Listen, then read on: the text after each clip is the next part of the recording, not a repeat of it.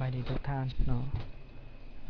ในคลิปวิดีโอที่1ที่2ที่3ข้าพเจ้าก็ได้อธิบายและแนะนำเกี่ยวกับการสร้างตารางบริหารรายรับรายจ่ายเนาะในระบบ Excel ไปแล้วแต่ว่ายังบ่ทันจบเนาะในคลิปวิดีโอนี้ข้าพเจ้าจะมานำเสนอต่อเกี่ยวกับการสร้างตารางสรุปรายรับรายจ่ายประจำปีเนาะซึ่งในตัวอย่างจะเป็นแบบนี้เนาะแล้วเราจะไปสร้างพาทานไปสร้างแต่ละขั้นตอนเนาะเบื้องต้นข้อมูลจะมี หัวข้อที่1จะมีตัวไอคอนที่จะย้อนกลับไปหาเมนเพจเนาะและจะมีข้อมูลรายรับรายจ่ายที่จำเป็นรายจ่ายที่บ่จำเป็นรายจ่ายอื่นๆและเงินที่ประหยัดได้นะของเดือนมังกรเดือนกุมภาตลอดเดือนธันวาเนาะเราจะมาสร้างตัวนี้นำกันเนาะทำอิฐนี่ก็แม่นข้าพเจ้าขออนุญาต copy ตัวนี้ก่อนเนาะอนุญาต copy เหตุผลก็คืออยากเฮ็ดให้วิดีโอนี้มันสั้นที่สุดอยากให้วิดีโอนี้มันสั้นที่สุด copy มาวางไว้นี่นี่ก็เป็นการ copy ข้อมูลก่อนเนาะที่2ก็เป็น copy ตัวข้อมูลที่2นี้โอเคเปลี่ยนฟอนต์ก่อนโ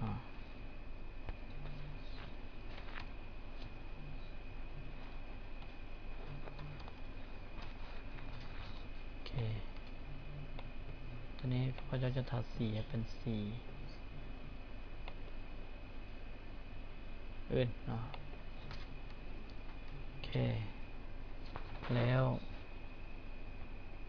ต่อไปก็คือ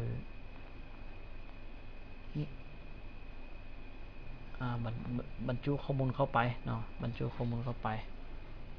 จะมีตัวนี้ก็จะมี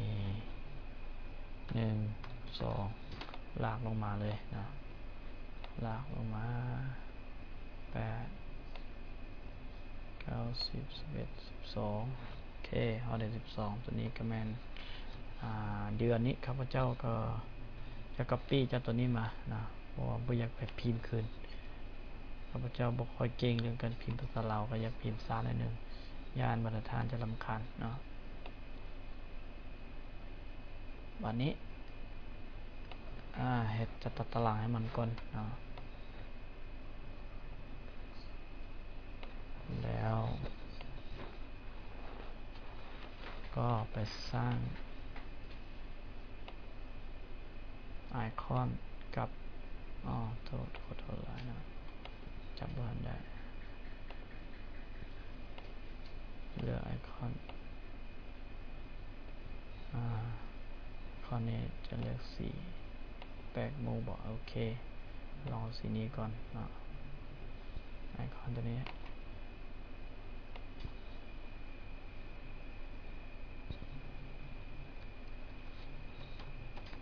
back to main page แล้วไปปรับตัวหนังสือโอเคปรับตัวหนังสืออยู่ที่นี่เอง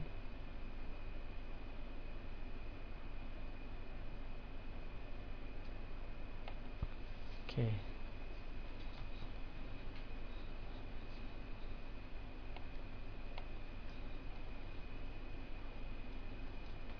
ปรับตัวหนังสือมันใหญ่ขึ้น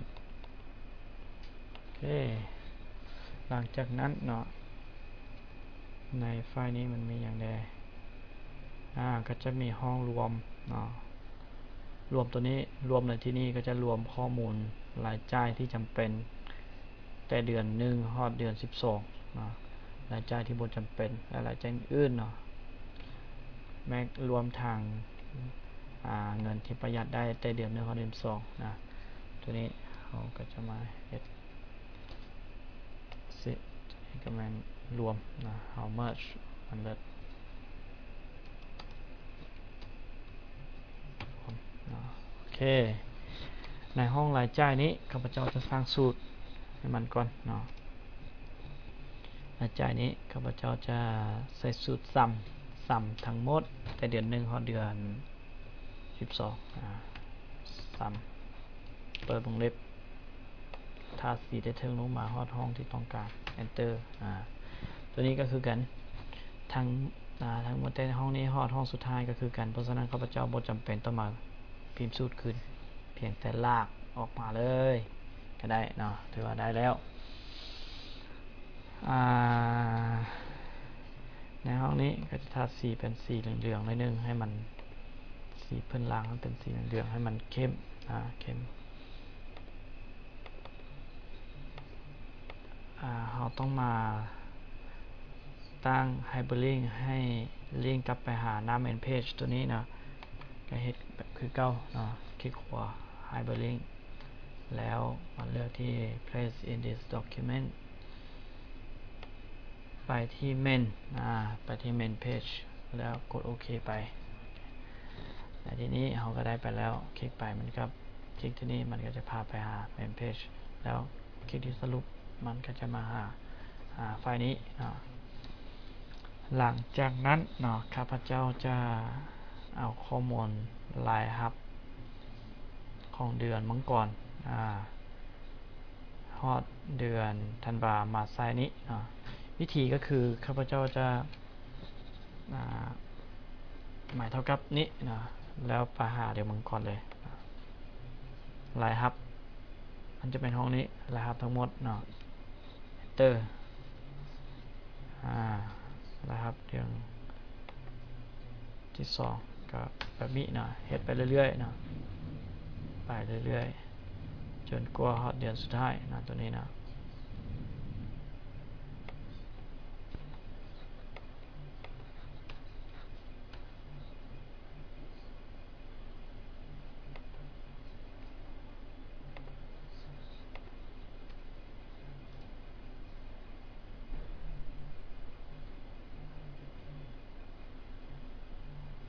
เดือน5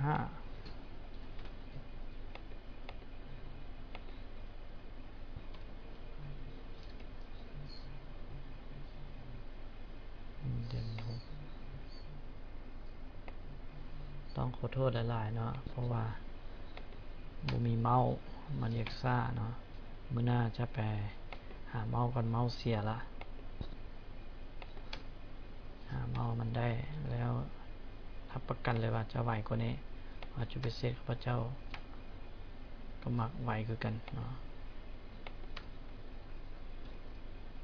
ตุลาเดือน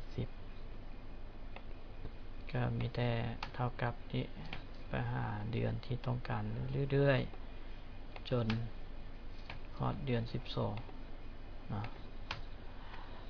แล้วรายจ่ายที่จำเป็นเฮ็ดคือกันนะเท่ากับหาเดือน1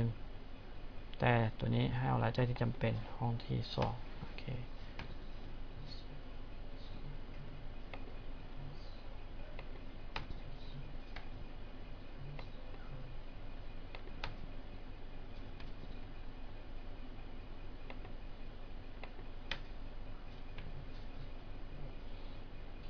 มีข้อแม้ข้อหนึ่งก็คือการเฮ็ดเท่ากับลักษณะแบบนี้คำชิดนี่มันจะบ่สามารถลากมาได้เนาะถ้าข้าพเจ้าลากมานี่มันก็จะบ่ได้เหตุผลก็คือตัวอย่างอยู่นี้ท่านก็จะเห็นว่าอันนี้มันเดือน5เนาะเดือน5สูตรของมันจะแม่นเมษเดือน5แล้วเดือน6ก็จะแม่นจูนเดือน7ก็จะแม่น5คือเก่าเนาะเพราะว่าข้าพเจ้าลากมามันจะไปก๊อปปี้เอาข้อมูลตัวเก่าเพราะฉะนั้นมันจะบ่ถูกจำเป็นต้องได้ให้เท่ากับไปแต่ละตัวเอาเนาะอันนี้ก็เป็นเดือน7เนาะแล้วเดือน8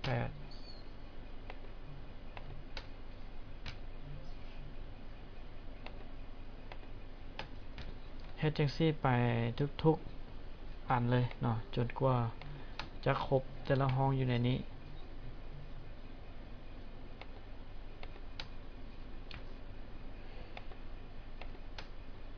แล้วตัวต่อไปที่บ่จำเป็นเนาะที่บ่จำเป็นก็จะแม่น ส่วนนี้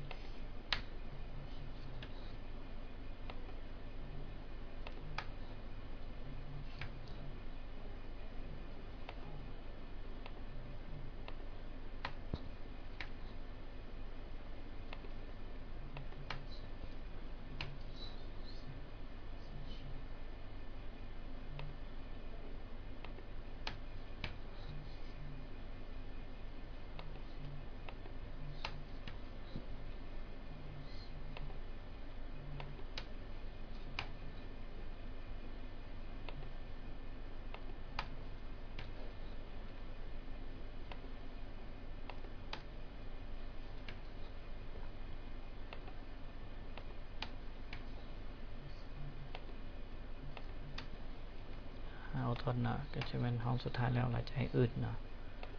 รายจ่ายอื่นๆ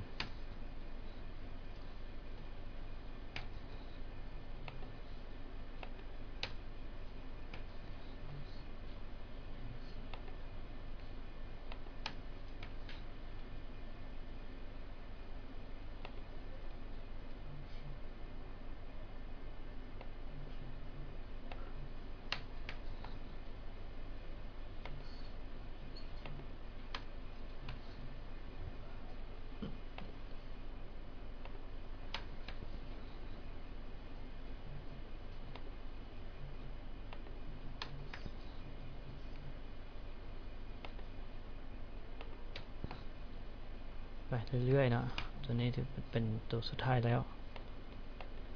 เดือน9เดือนอื่นเดือน10เดือน11ต้องเลือกให้มันทึกเด้ออันถ้าทึกบ่ทึกแล้วมันจะเฮ็ดให้ข้อมูลออกมาผิดเดียงจะหลงว่าตัวเองหันประหยัดได้หลายแท้ๆความจริงมันบ่แม่นเราเอาตัวเลขมันบ่ทึกรายรับรายจ่ายเราจะบ่ทึกคือกันเนาะบัดนี้ห้องประหยัดสุดท้ายนี้ก็คือห้องอื่นคือกันเนาะมีแต่ให้เอารายรับทั้งหมดหั่นมันลบออกรายจ่ายทั้งหมดก็จะได้ห้องประหยัดในแต่ละเดือนหั่นตัวนี้ก็เลือกเอาห้องรายรับนี้ลบเอารายจ่ายจำเป็นรายจ่ายบ่จำเป็นรายจ่ายอื่นๆได้แล้วเนาะกรณีนี้เขาจะลากลงมาเลยลากลงมาฮอตที่นี้โอเคหลังจากนั้นก็จะได้รายรับที่จำเป็นและบ่จำเป็นจะเปลี่ยนให้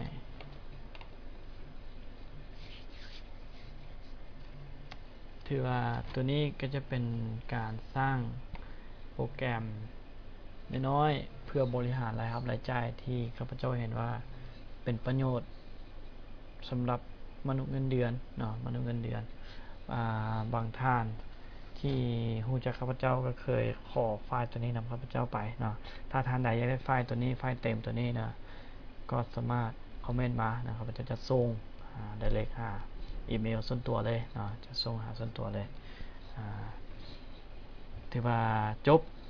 การเขียนโปรแกรมบริหารรายรับรายจ่ายเนาะขอบใจหลายที่